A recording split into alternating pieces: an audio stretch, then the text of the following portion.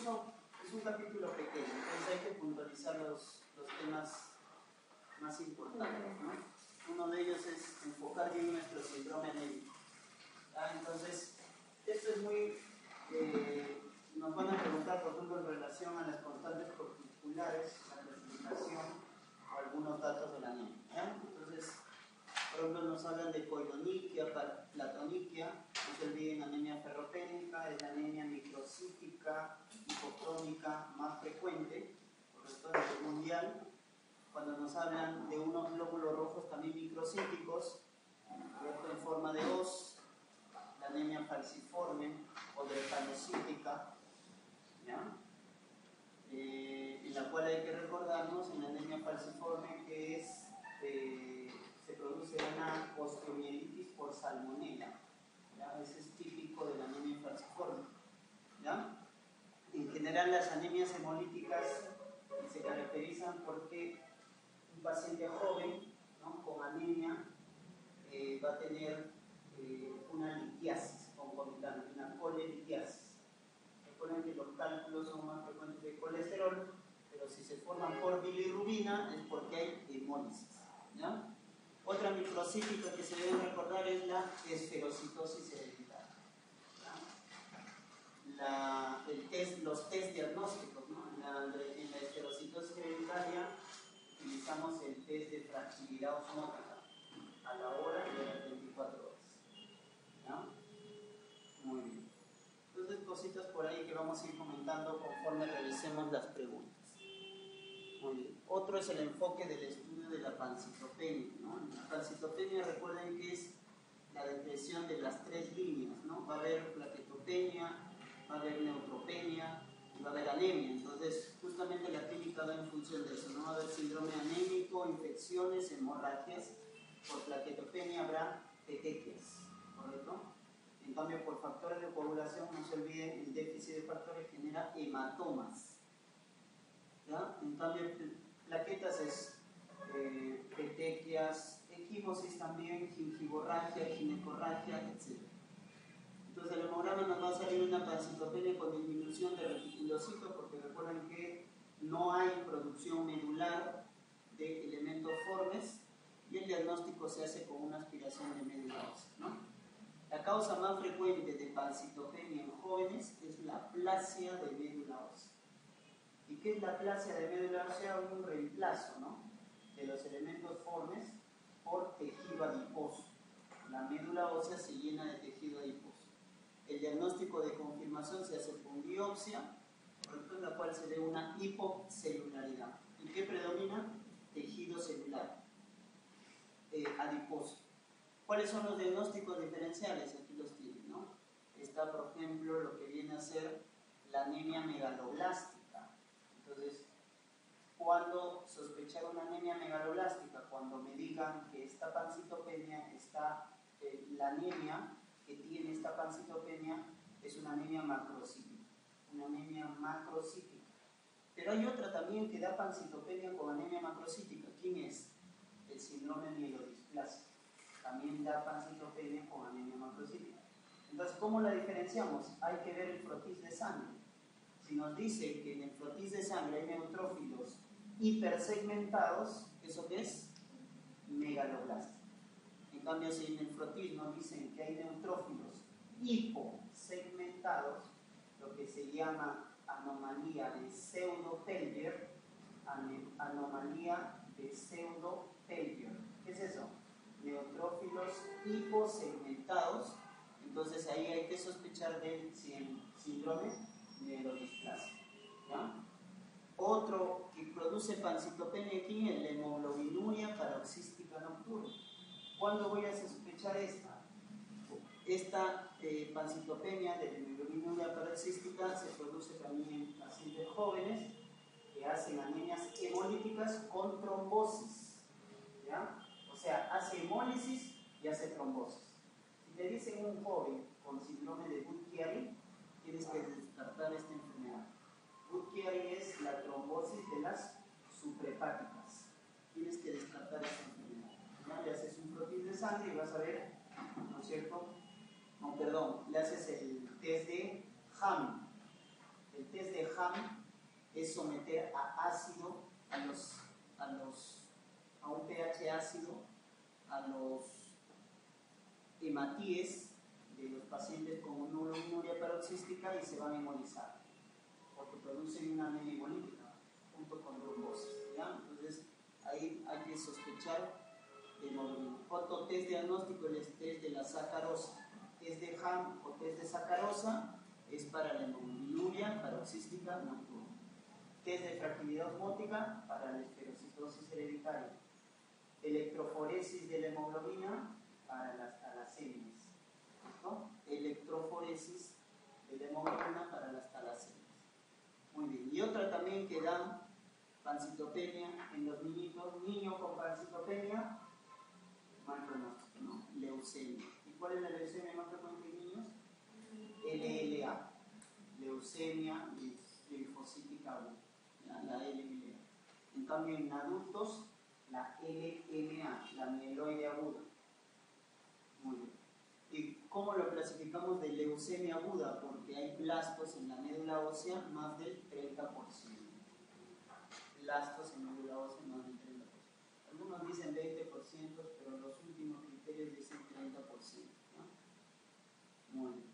Ahora, esos son diagnósticos diferenciales que tienen que utilizar, ¿no? Ahora hay también pancitopenias pues secundarias, ¿no? Secundarias, por ejemplo, a fármacos, a contaminantes como el benceno. Un fármaco que conocen que produzca pancitopenia o aplasia medular es el fluoranfenicol, ¿no? Es una aplasia secundaria. La causa más frecuente de aplasia de médula ósea es idiopática. La más frecuente es idiopática, no se reconoce. Pero hay aplasias secundarias, por ejemplo, el consumo de fluoranfenicol, el consumo de antitiroideos, el propiltiazilo, etc. La cloroquina, por ejemplo, que utilizamos como antimaláricos, la fenilbutazona como AINES, etc. Carbamazepina, fenitoína, radiaciones ionizantes, benceno, etc. Son causas de aplasias secundarias. Pero también hay, estas son adquiridas, ¿no es cierto?, porque uno consume o está expuesto, pero también hay aplasias congénitas. ¿Ya? De las aplasias congénitas hay que recordarnos algunas de las selectivas, porque por ahí nos han preguntado, sobre todo de la serie roja. O sea, ¿por qué le llaman aplasia selectiva? Porque solamente está deprimida la serie roja, o sea, solo hay anemia, solo en la médula ósea no hay eritroblastos en la médula ósea. ¿Y cómo se llama la aplasia selectiva del glóbulo rojo? Síndrome de Diamond-Blackfan. ¿No? Síndrome de Diamond-Blackfan. Es una eritroblastopenia. ¿Ya? Muy bien. Entonces, vamos a ver qué han preguntado en los exámenes. ¿Ya? En AM 2004 nos dice: la anemia normocítica normocrómica se observa en insuficiencia renal crónica, hierro, T12, ácido fólico, membrana del eritrocito. ¿Cuál? La insuficiencia renal crónica, ¿no? Entonces, rápido, hacemos la clasificación, como les dije, en relación al BCM, ¿no? Si el BCM, no se olviden, la clasificación de las anemias, entonces si el BCM es entre 80 y 100, decimos que es normocítico. Más de 100, macrocítico. Menos de 80, microcítico. ¿Ya? De las microcíticas, no se olviden que la más frecuente es la anemia ferroténica. ¿Ya? Y ahí tenemos las anemias hemolíticas. ¿Cuál es la tríada clínica de las anemias hemolíticas? Anemia, ictericia y esplenomegalia. Cuando yo tengo esos tres componentes, hay que sospechar. No. Hay autoinmunes y no inmunes. Intracorpusculares e extracorpusculares. Acá entran las intracorpusculares, o sea, en las cuales el defecto está en el glóbulo rojo. Por ejemplo, defecto de membrana, ahí tenemos a la esferocitosis hereditaria. Defecto de la hemoglobina, ahí tenemos dos, las talasemias y la anemia falciforme o trepanocítica, ¿no? las talasemias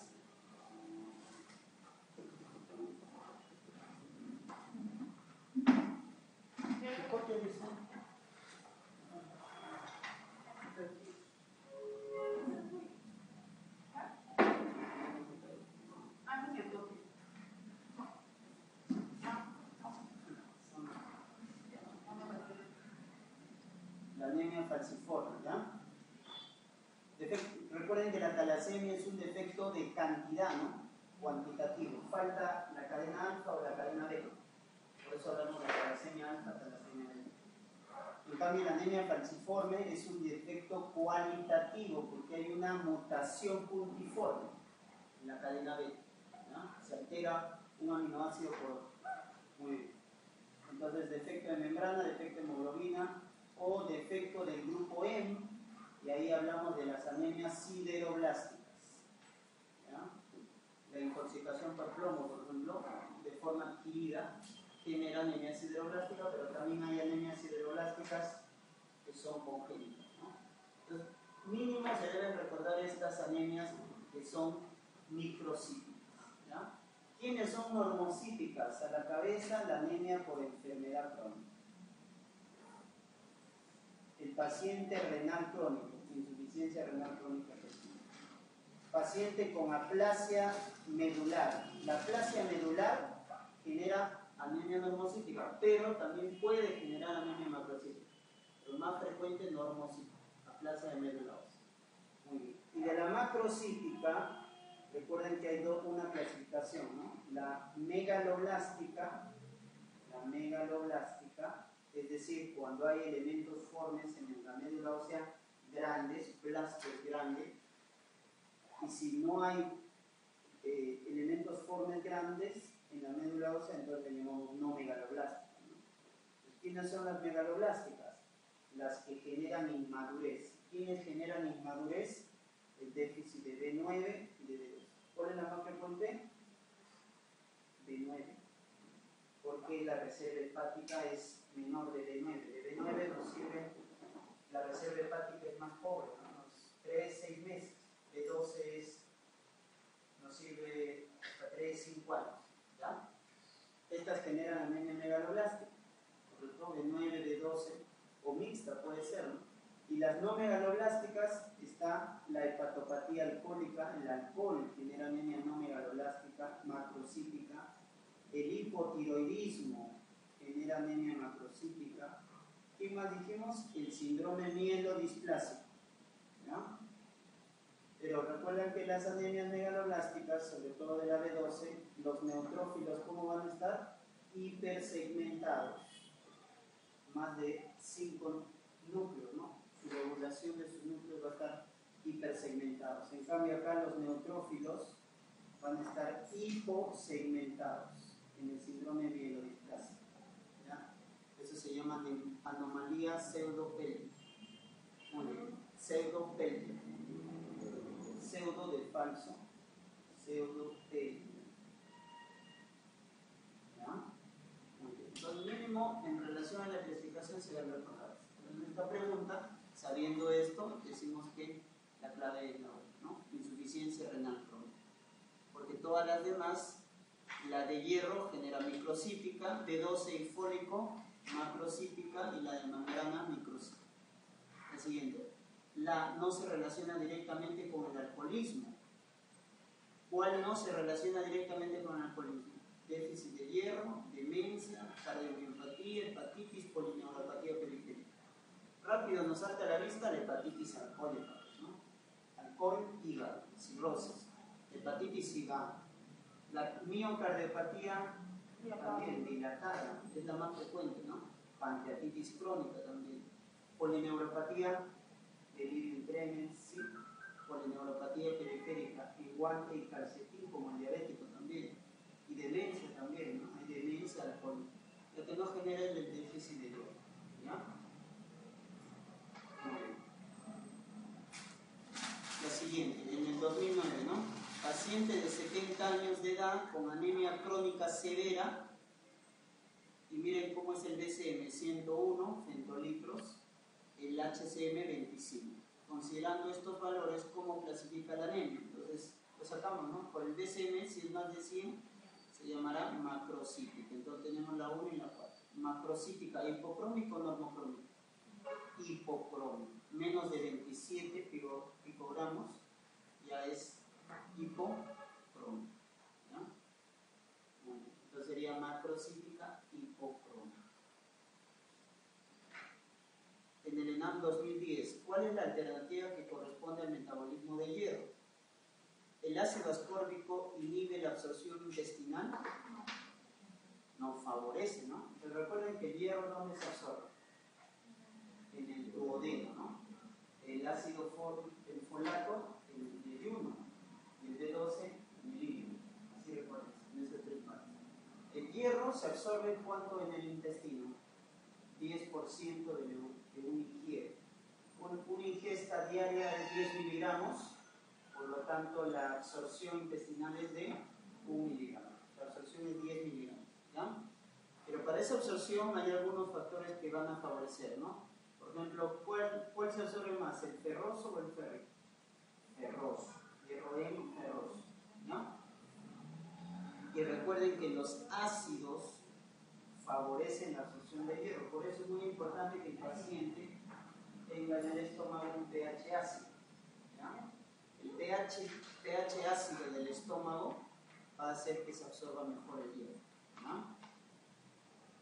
Por ejemplo, cuando tenemos un paciente gastrectomizado, se le sacan el estómago, ese paciente va a tener, uno dice, va a tener dos tipos de anemia. Uno, por D12, porque recuerden que no se produce el factor intrínseco, y otro es la anemia ferroténica, que no produce pH ácido, ¿no? Entonces, los ácidos favorecen la absorción de hierro. Ácido ascórbico, que es la vitamina C, o ácido cítrico, ¿correcto? El ácido clorhídrico. Los fitatos favorecen su absorción, falso, ¿no? Estos fitatos, los taninos, el oxalato, fosfatos, inhiben la absorción de hierro, ¿ya? Entonces recuerda, si te dicen ácido, eso favorece. Por eso te dicen, ¿no? Consume tu sulfato ferroso con limonada, porque tiene ácido ascórbico. En cambio, todas las bases que son oxalato, fosfato, fitato, tanino, inhiben la absorción de hierro, por lo tanto la B es falsa, ¿no? La C, el valor de ferritina representa el depósito, ese es el verdadero, ¿no? La ferritina es el depósito intracelular del hierro y es el primer marcador bioquímico que baja cuando hay una anemia ferroténica, es el primero que baja, ¿ya? D, ¿se deposita como transferrina? No, se transporta como transferrina, ¿no? ¿En forma de qué? En forma de ion férrico, como hierro más 3. En la transferrina va como hierro más 3 y en la ferritina ya se deposita como hierro más 2 en la médula ósea o en tejidos hematopoyéticos, en el hígado, etc. Entonces la respuesta correcta es la C, ¿no? El valor de ferritina representa el depósito. Y cuando hay mucho depósito, ¿qué empieza a formarse? Hemosiderina. De ahí la hemocromatosis, ¿no? La hemocromatosis es cuando hay mucho hierro. Entonces ya hay bastante ferritina y empieza a formarse hemosiderina. Entonces en la piel hay piel bronceada, miocardiopatía restrictiva, diabetes, cirrosis. El 90% de lo ingerido se absorbe, no, solo el hierro. Hierro se absorbe 10%, calcio se absorbe 15%. ¿Ya? Y entonces la clave correcta es la C. ¿Ya? No se olvide. Ese es el metabolismo del hierro. La siguiente, ENAM 2008. ¿Cuál es el examen de laboratorio que confirma el diagnóstico de anemia por déficit de hierro? A ver, que confirma, ¿no? O sea, la más sensible específica. Gol estándar. Incremento de los niveles de ferritina en suero, ¿no? ¿Qué pasa con la ferritina en una anemia ferroténica? Disminuye, ¿cierto? Disminuye, ¿ya? ¿Qué pasa con la transferrina? Miren hierro, entonces el cuerpo, la anemia ferropénica, ¿no?, tiene poco hierro. Entonces, ¿qué es lo que va a pasar? ¿Qué pasa con su transportador? El transportador va a aumentar. ¿Por qué? Porque al ver poco hierro, el cuerpo va a decidir por aumentar su transportador, ya que quiere ser más eficiente. Hay poco hierro, pero quiere transportarlo más eficiente. Entonces el cuerpo aumenta su síntesis, ¿no? Entonces, al ver poco hierro, aumenta el transportador para hacer más eficiente su transporte, para que llegue más rápido a la médula ósea, para que forme los glóbulos rojos. ¿Qué pasa con su depósito, que es la ferritina? Cae, porque al no haber hierro, menos va a haber depósito. Esto es lo primero que disminuye en una anemia ferropénica. Lo primero que cae es la ferritina, ¿ya? Muy bien. Entonces, y hay un índice acá, que no se deben olvidar, que es el índice de saturación de transferrina. ¿Qué es el índice de saturación de transferrina? Es cuánto de la transferrina está transportando el hierro. Normalmente la transferrina es como esto, ¿no? Este es el 100%, este es el transportador. ¿Y cuánto transporta la transferrina de hierro? 20 a 30%. Todo es la transferrina y esto es hierro. O sea, la transferrina normalmente transporta 20-30%. ¿Correcto? Muy bien. Pero ¿qué pasa en una anemia ferropénica? ¿Qué hemos dicho? La transferrina aumenta. ¿Y qué pasa con el hierro? Disminuye. La sideremia, ¿no?, en sangre disminuye. Entonces, ¿qué va a pasar con esta relación? Esta relación o este cociente va a aumentar. Porque recuerden que es una división, ¿no? Yo estoy dividiendo acá el hierro sobre la transferrina. Entonces, ¿qué pasa acá con esta división? El hierro se hace más pequeñito y la transferrina se hace más abundante. Entonces, si tú vas a dividir un número pequeño con un número grande, esto se va a deprimir más, ¿no?, a menos del 20%.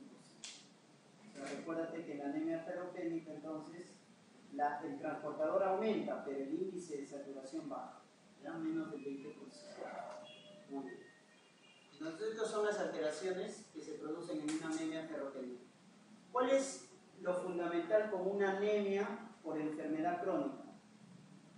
La diferencia, porque se parecen, ¿ya?, pero la diferencia fundamental está acá. En la anemia por enfermedad crónica, la ferritina está alta, ¿ya?, está elevada. No se olviden de eso. En la anemia por enfermedad crónica, los depósitos están elevados. Entonces, acá me dice, ¿no?, ¿cómo confirma el diagnóstico de déficit de hierro? ¿Incrementan los niveles de ferritina? No, pues es lo primero que baja. Falso. B, la capacidad de fijación de hierro. La capacidad de fijación de hierro. ¿Quién es la capacidad de fijación? Es la transferrina. Claro, porque es el que va a transportar, lo que va a fijar cuando se absorbe. ¿Está disminuido? Falso, está aumentado. ¿Ya? La transferrina está aumentada. C, la disminución de receptores de transferrina. Falso, va a aumentarlo. Como hay poco hierro, la transferrina aumenta y sus receptores también aumentan. La que es verdadera es la D, disminución de los niveles de ferritina en el suelo. Es lo que estamos diciendo. El principal, cuando te digan una anemia microcítica con ferritina baja, ya no pienses en otra, es la anemia ferropénica. Es la única en la cual la ferritina baja. Todas las demás microcíticas que hemos comentado, la ferritina está normal. En la única en la cual la anemia microcítica cursa con ferritina baja es la anemia ferropénica. ¿Ya? Muy bien, entonces la clave correcta sería la D. La E, la saturación de transferrina está disminuida. La saturación de transferrina está disminuida. Eso también sería, ¿no? Pero ¿qué nos están diciendo? ¿Con quién se confirma? ¿No? Y el más sensible, como les he dicho, porque es el primero que cae, es la ferritina. ¿Ya? Entonces, la mejor respuesta es la de disminución. Incluso más que esta es el aspirado de médula. Los depósitos de médula ósea están disminuidos, ¿no? ¿Con qué tinción se ve el hierro en la médula ósea? Con la tinción de Perris. ¿Ya? Con con la tinción de Pernes. Muy bien, entonces la clave correcta es acá en la D. Seguimos. Varón de 33 años que presenta palidez, ictericia, miren, anemia, ictericia, coluria, ictericia y coluria, dolor abdominal difuso a la palpación, fiebre, taquicardia y atrocianosis, ¿no? O sea, cianosis por la exposición al frío. Exámenes de laboratorio, hemoglobina 8, está confirmada la anemia, los reticulocitos están altos, el PUMS directo es positivo, ¿no es cierto? Lo cual nos habla de qué. Si el PUMS es positivo, de algo autoinmune, Frotis de sangre, esferocitosis y policromía. Entonces, cuando dijimos, ¿no? Si tenemos anemia ictericia, hay que sospechar una anemia hemolítica. Acá faltaría la esplenomegalia, pero no siempre va a haber, ¿no? O el hecho que te digan dolor abdominal difuso en la palpación, tal vez porque el vaso esté grande. Entonces tenemos anemia ictericia, anemia hemolítica. Y como te comenté, la anemia hemolítica tiene una clasificación. Tú la puedes clasificar como intracorpuscular, cuando el problema está en el glóbulo rojo, o extracorpuscular. En el extracorpuscular hay dos tipos, las autoinmunes y las no autoinmunes. Entonces, ¿a qué tipo de anemia tenemos? Una anemia hemolítica extracorpuscular autoinmune. ¿Por qué autoinmune? Porque el test de Kuhn nos ha salido positivo. Es una anemia hemolítica autoinmune. ¿Tú te acuerdas de las anemias hemolíticas inmunes? También hay dos tipos, ¿no? Por anticuerpos calientes y por anticuerpos fríos. ¿Cuáles son los anticuerpos calientes? ¿IgG o IgM? IgG. Calientes IgG. En cambio fríos, ¿quién es? IgM. O las crioaglutininas. Entonces, según los datos que nos han dado, ¿esta anemia hemolítica inmune es por anticuerpos calientes o fríos? Fríos. ¿Por qué fríos? Porque acá nos está dando un dato. Lactocianosis. Lactocianosis por exposición al frío. Eso nos indica que es una anemia hemolítica inmune por anticuerpos fríos. O sea, por IgM o por crioaglutininas. ¿Ya? Muy bien. Entonces, y en el frotis de las anemias inmunes puede salir cualquier cosa, esferocitosis, policromía, policromatofilia, etc. Nos preguntan el tratamiento. Entonces, ¿cuál es el tratamiento de una anemia hemolítica inmune? Corticoides. Muy bien. Entonces, pero miren, el tratamiento inmediato más adecuado, ¿cuál es? Acá hay que entonces ver el contexto. Estoy frente a una anemia hemolítica por anticuerpos fríos, ¿correcto? Si estoy en una anemia hemolítica por anticuerpos fríos, ahora debo preguntarme si es un paciente estable o inestable. Fiebre, taquicardia, coluria, dolor abdominal difuso. Eso de fiebre, taquicardia, nos está hablando de que es un paciente estable o inestable. Inestable. Posiblemente hay una infección de fondo, ¿no? Porque nos dicen fiebre. Entonces, es un paciente descompensado. Entonces, ¿qué tienes que hacer en el tratamiento inmediato? Rápidamente tienes que compensarlo al paciente. ¿Cómo lo vas a compensar? Aumentando, digamos, o bajando la inmunidad del paciente, ¿no? Entonces, ¿eso cómo lo vas a lograr? Con los corticoides, ¿correcto? Transfusión de plaquetas, esplenectomía, transfusión de sangre, corticoides o transfusión de plasma fresco. Entonces, el tratamiento inmediato de urgencia más adecuado es la transfusión de plasma fresco. En cambio, si fuera un paciente que está compensado, no tendría ningún dato de infección o de descompensación, y estás frente a una anemia hemolítica, compensar, como dijo la doctora, el tratamiento sería corticoides para controlar el frío. Pero si está descompensado, lo más adecuado es hacer una transfusión de plasma fresco. ¿No? Muy bien. Seguimos. Último recurso en las anemias hemolíticas inmunes, no se olviden, es la esplenectomía. Es el último recurso, ¿ya?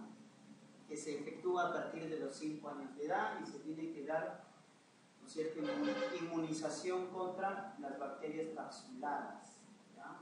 Neumococo, meningococo, aremófilos, ¿ya?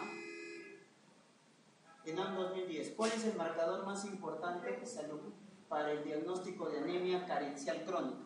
Anemia por enfermedad crónica o carencial crónica. ¿Cuál es el marcador más importante?